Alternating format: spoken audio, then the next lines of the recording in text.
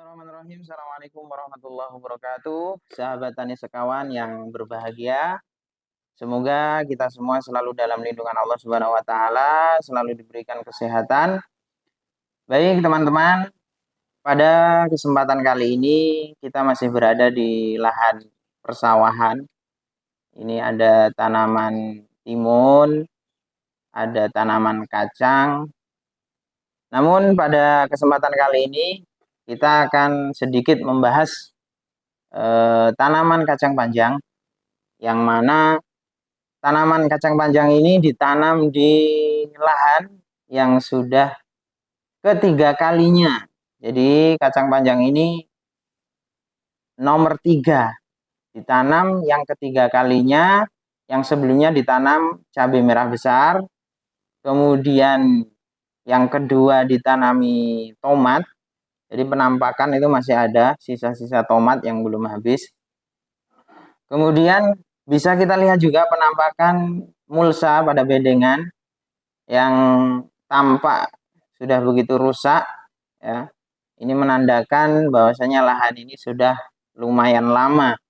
Jadi dulu ini menggunakan mulsa baru dan sampai bisa kita lihat penampakan mulsa sekarang sudah mulai rusak.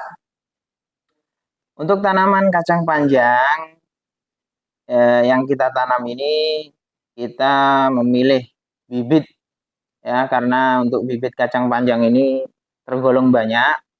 Kita menggunakan bibit kanton tafi. Kita tanam di lahan janda, yaitu lahan yang sebelumnya kita tanami cabai merah besar dan tomat. Bisa kita perhatikan tanaman kacang panjang ini alhamdulillah tumbuh dengan subur dan sudah mulai sedikit demi sedikit buah sudah tampak, dan ini posisinya sudah 3 kali kita metik. Untuk yang ketiga kalinya kita metik, dan ya alhamdulillah harganya juga pada musim kali ini bisa dibilang lumayan tinggi. Baik, untuk kacang panjang yang kita tanam ini kita menggunakan lahan janda. Jadi kalau kita berbicara masalah modal, ya, sangat minim. Persiapan lahan yang kita siapkan juga ya bisa dibilang sangat minim dan tidak memerlukan begitu banyak pupuk. Karena biasanya tanaman baru di lahan yang baru itu menggunakan pupuk dasar yang bisa dibilang ya banyak. Dan karena di lokasi kita kali ini lokasi tanah persawahan yang memang sudah lama kita tanami sayuran, ya bisa dibilang sudah puluhan tahun ini lahan ini kita tanami sayuran, dan kali ini kacang panjang. Untuk awal penanaman kacang panjang ini kita hanya menetralisirkan lahan. Jadi lahan yang semulanya kita tanamin, yang sebelumnya sebelum tomat kita tanami cabai merah. Setelah cabai merah kemudian kita netralisir lahan, kita kocor menggunakan garam, ya, garam krosok ketika itu. Setelah itu kita tanam tomat, dan sebelum kita menanam kacang panjang yang sekarang ini kita berlakukan cara yang sama, kita kocor menggunakan garam. Yang ini kalau menggunakan garam ini sebenarnya kita karena ada beberapa teman-teman yang menganjurkan coba gunakan garam krosok untuk menetralisir beberapa virus-virus ataupun jamur-jamur yang ada di dalam tanah. Dan itu kita praktekkan. Alhamdulillah setelah kita kocor beberapa hari, tanaman tomat belum habis, masih kita manen, langsung kita tanam ya, biji kacangnya di lubang bekas lubang tomat. Untuk lanjaran pun di sini lanjaran sisa. Masih ada batang-batang tomatnya, ya, masih kelihatan itu batang tomat yang mengering. Ada bambu juga. Jadi ini lanjaran-lanjaran sisa tanaman-tanaman sebelumnya. Jadi kita gunakan barang-barang bekas semuanya. Kita gunakan barang-barang bekas. Alhamdulillah kacang tumbuh dengan subur Dan beberapa pupuk yang kita gunakan ini bisa dibilang juga sangat minim pupuk-pupuk kocor yang kita gunakan. Jadi ini kebetulan kita menggunakan pupuk kocor.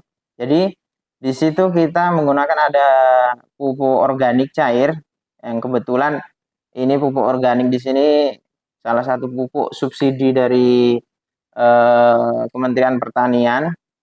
Kita gunakan, kita manfaatkan, kita menggunakan pupuk organik cair, kemudian kita campur dengan kotoran kambing, ya, kita campur dengan kotoran kambing, kemudian kita taruh di wadah terpal, kita berikan air kurang lebih 200 ya, 200 liter ya, 200 liter, dan alhamdulillah penampakan dari kacang panjang yang kita tanam ini bisa dibilang tidak kekurangan nutrisi ya, sangat subur, tidak terlihat kekurangan nutrisi.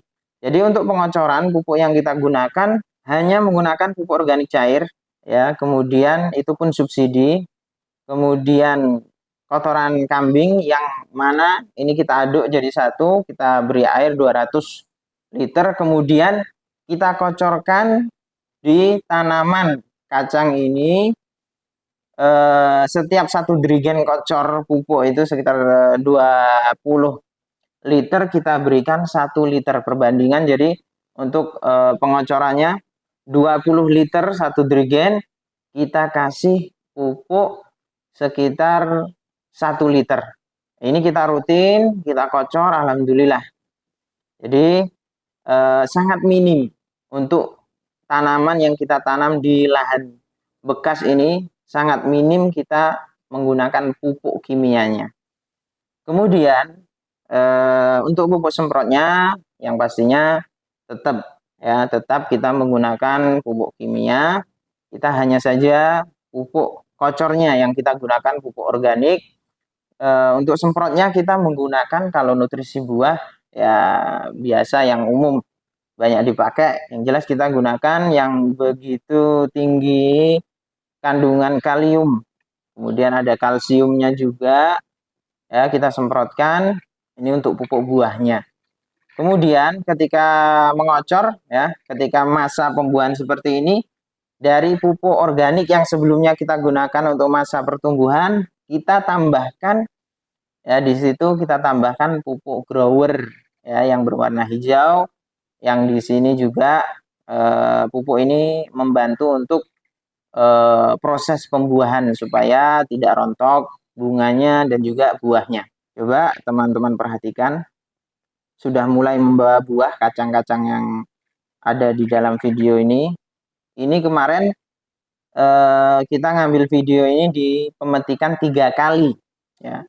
Pemetikan ketiga, ketika itu alhamdulillah sudah mendapatkan 25 kilo ya, 25 kilo, dan ini juga masih dalam proses pemupukan. Nah, ini untuk pemupukan ini kita gunakan tadi organik yang kita racik tadi, kita gunakan tambahkan grower dan kalsium.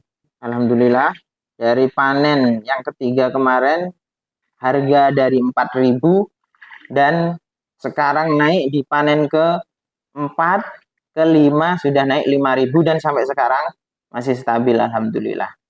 Dan untuk virus kuning ataupun gule ya, bisa teman-teman lihat masih ada sedikit tanaman kacang kita yang terkena virus Gemini atau virus bule, tapi alhamdulillah sangat minim, mungkin bisa dibilang hanya 3 atau 4 batang, dan sengaja tidak kita bunuh, tidak kita cabut, masih ada ya penampakan virus bulenya, kita biarkan ya, alhamdulillah tidak menular.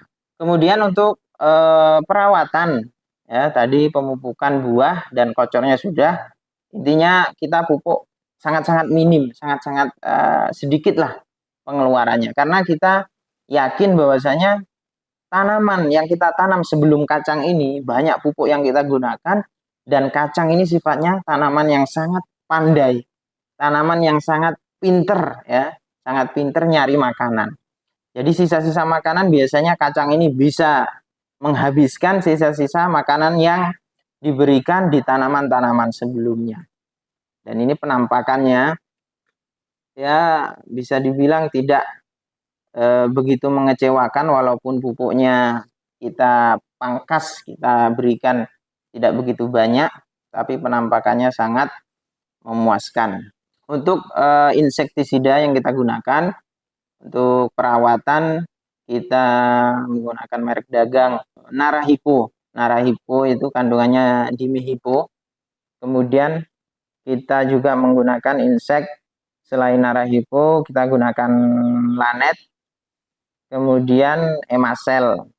Jadi pas kita nanam kacang ini kebetulan serangan ulat itu begitu banyak, karena sebelumnya di samping kacang ini ada lahan timun, ya, ada lahan timun yang tanaman timun ini sudah mulai habis, ya, sudah mulai habis. Dan ini kacang, jadi timun sudah mulai habis tapi masih panen, dan kacang sudah mulai panen, jadi panennya tidak terputus. Tadi insektisida yang kita gunakan, nah ini penampakan timun yang sudah mulai berkurang, ya, sudah mau mati ini tanaman timunnya. Kemudian tanaman kacang kita juga dihempit tanaman padi karena ini lokasi persawahan, ya, tanaman padi penampakannya. Jadi insektisida yang kita gunakan tadi Narahipo, kemudian Lanet, kemudian Emasel, ini kita rolling, selalu kita rolling karena supaya salah satu tujuannya adalah mengurangi kekebalan daripada ulat tersebut. Biasanya kalau kita gunakan satu insektisida, satu kandungan, biasanya ulat tersebut bisa kebal. Jadi kita rolling terus dengan 3 insektisida ini. Baik teman-teman, sedikit ya kami berbagi pengalaman dari tanaman kacang tadi. Jadi kita juga menanam di lahan pasir, kita juga menanam di lahan lempung, ya, daerah persawahan. Untuk masalah hasil, karena tanaman kacang kita ini belum masih baru-baru masuk di masa panen, ya. Untuk saat ini masih panen kelima, harganya di awal panen 1 2 3 itu kita mendapatkan harga 4.000, dan sekarang kita mendapatkan harga 5.000. Alhamdulillah.